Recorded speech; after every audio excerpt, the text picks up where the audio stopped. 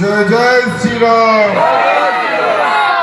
वंदे वंदे वंदे वंदे जय श्री राम।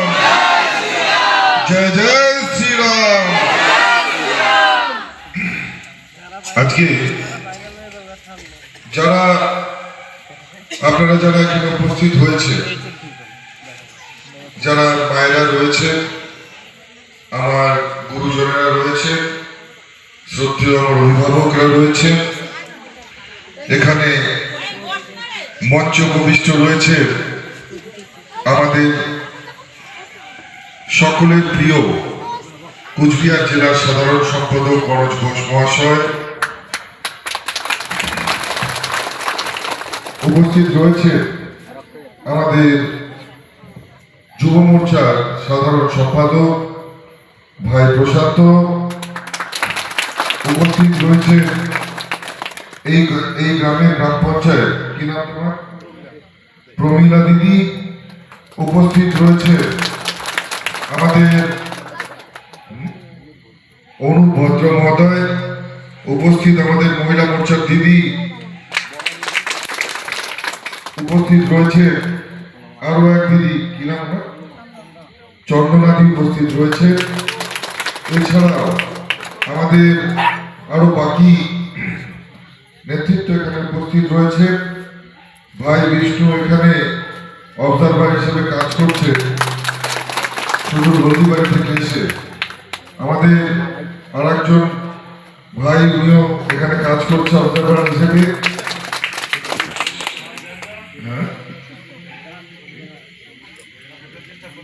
জেলার অন্যতম সদস্য নির্মল মল্লিক সম্মানীয়, তিনি উপস্থিত রয়েছেন। ওনার জন্য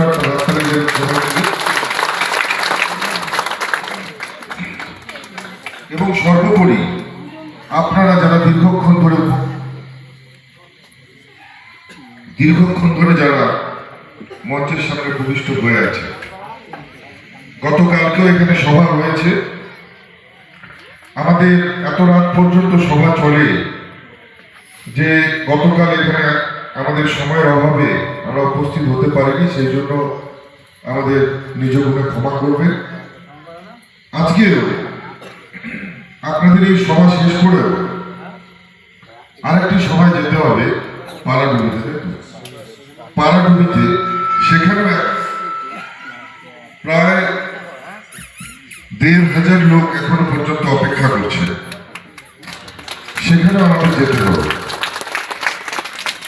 তো আসলে নির্বাচনের সময় এমন একটা সময়, যে সময়টায় আমাদের প্রত্যেকের দরজায় দরজায় যেতে হয়, কিন্তু একা মানুষের পক্ষে সারাদিনে ২০টা ২৫টা ৩০টা মানে এক একটা প্রোগ্রামেই আমাদের সময় লাগে আধা ঘন্টা। তো সেখানে তারপরে যাতায়াতের সময় লাগে।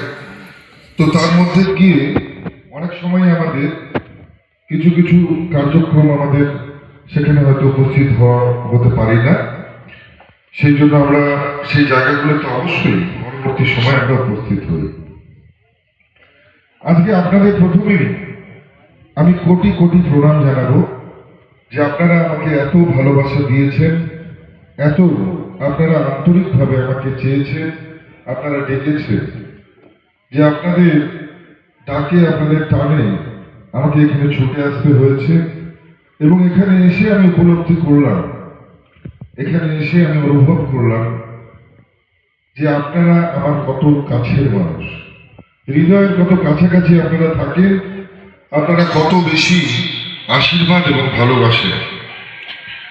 কারণ গত লোকসভা নির্বাচন, 2019-এর নির্বাচন, তারপরে 2021-এর বিধানসভা নির্বাচন এবং 2024-এর নির্বাচন, প্রত্যেকটা নির্বাচনে 19-এর নির্বাচন এবং 24-এর নির্বাচনে আপনারা দুহাত ভরে আমাকে আশীর্বাদ করেছেন। যখন আমি চেয়েছি তখনও, যখন হয়তো আপনাদের কাছে এসে পৌঁছতে পারিনি তখনও, আপনারা সবসময় দুহাত ভরা প্রাণ ঢালা ভালোবাসা আমাকে দিয়েছেন। সেই জন্য যদি আমি আপনাদেরকে কৃতজ্ঞতা জানাই, সেটা কম হবে। তাই আমি আপনাদেরকে নতজানু হয়ে কোটি কোটি প্রণাম আপনাদের জন্য আমি জানাই। আজকে এমন একটা সময়ের সন্ধিক্ষণে এসে আমরা উপস্থিত হয়েছি যখন সারা বাংলার মানুষ পরিবর্তন চাইছে, আর এই পরিবর্তনে আপনারাও সামিল হয়েছে। যারা মায়েরা রয়েছে তারা সম্মানের সঙ্গে মাথা উঁচু করে বাঁচতেছেন, যারা যুবরা রয়েছে তারা কর্মসংস্থান চান, যারা আমার বাবার বয়সী মানুষজনেরা রয়েছে তারা চান আগামী প্রজন্মকে একটা সুস্থ স্বাভাবিক পরিবেশ দিয়ে যেতে, যাতে আপনারা যেটা চেয়েছেন, নিজের মন থেকে যেটা করতে চেয়েছেন সেটা হয়তো করতে পারেননি, কিন্তু আপনারা চান যে আগামী দিনে আপনাদের সন্তানরা যাতে দুধে ভাতে থাকে, আপনাদের আগামী প্রজন্ম যাতে সুখে শান্তিতে এই পশ্চিমবঙ্গে বসবাস করতে পারে। আজকে আপনারা হয়তো অনেকেই অবগত, অনেকেই জানেন, অনেকেই সেই স্মৃতি এখনো বিজড়িত হয়ে আছে যে গোলা ভরা ধান আর পুকুর ভরা মাছ আর সোনার সংসার ছেড়ে, রাতের অন্ধকারে ভিটে মাটি ছেড়ে, আপনাদের বহু মানুষকেই পরিবার পরিজন ছেড়ে, ওপার বাংলা ছেড়ে এই পশ্চিমবঙ্গে চলে আসতে হয়েছিল। আজকে মনে রাখবেন, সেই সময় মেয়েদের ইজ্জত বাঁচানোর জন্য, মায়েদের সম্মান বাঁচানোর জন্য, ছোট ছোট শিশুদের প্রাণ বাঁচানোর জন্য আমাদেরকে, আপনাদেরকে, সবাইকে এখানে চলে আসতে হয়েছে। তাই আমরা এমন একটা সুরক্ষিত পরিবেশ চাই যেখান থেকে আমাদের আগামী দিনে আর কোথাও যেন চলে যেতে না হয়।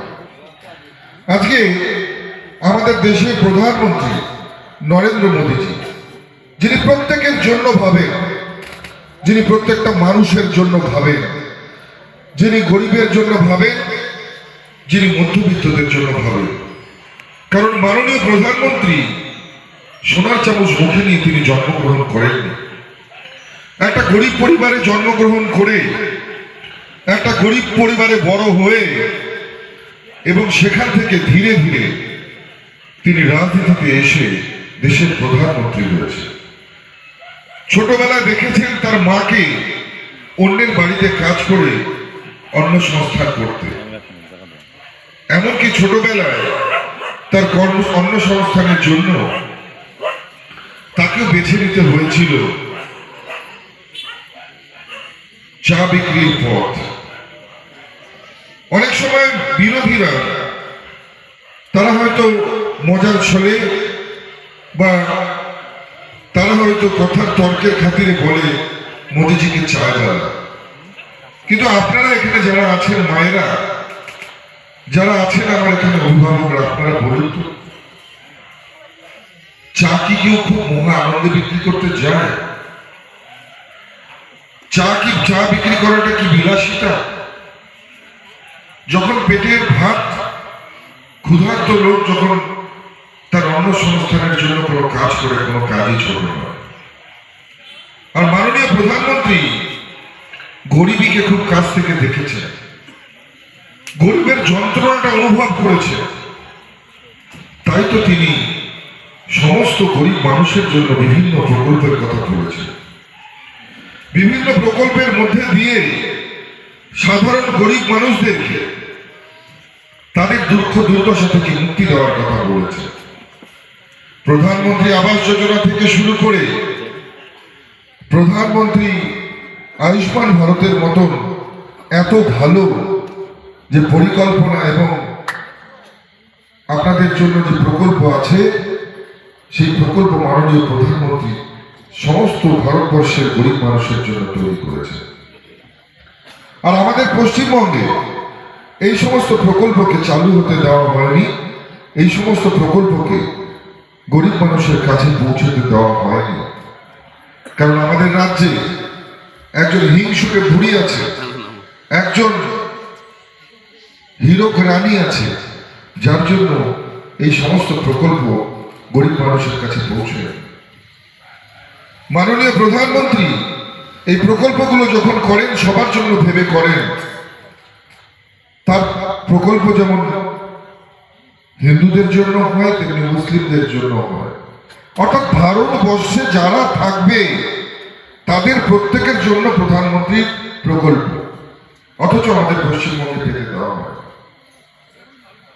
মায়েদের সম্মানের জন্য যদি কেউ সবচাইতে এই ভারতবর্ষে ভাবে, সেটা হচ্ছে আমাদের দেশের প্রধানমন্ত্রী নরেন্দ্র দামোদর মোদী, অন্য কেউ নয়। আজকে হিন্দু মায়েদের জন্য যেমন তিনি ভাবেন, মুসলমান মায়েদের জন্য তিনি ভাবেন। আজকে সারা বিশ্বে কুপ্রথা, 3 তালাক প্রথা এই ভারতবর্ষে প্রচলিত ছিল।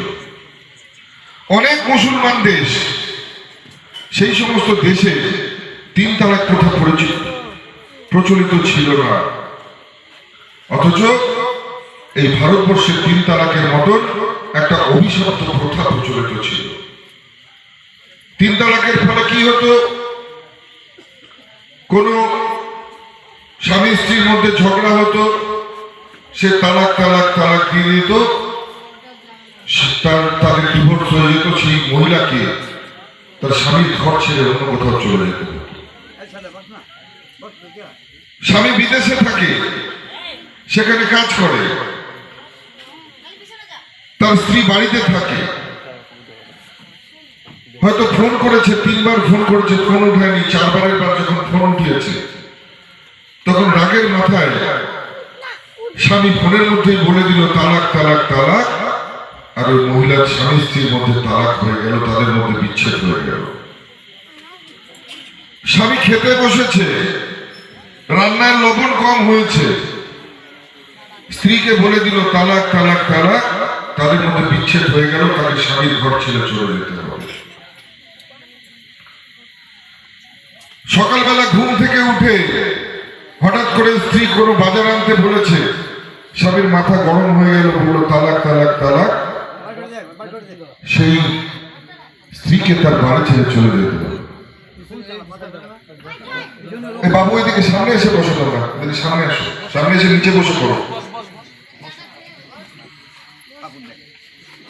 এমন একটা পরিস্থিতি, মুসলিম মহিলাদের বিয়ের পরে তাদের সবসময় ভয়ে ভয়ে থাকতে হতো।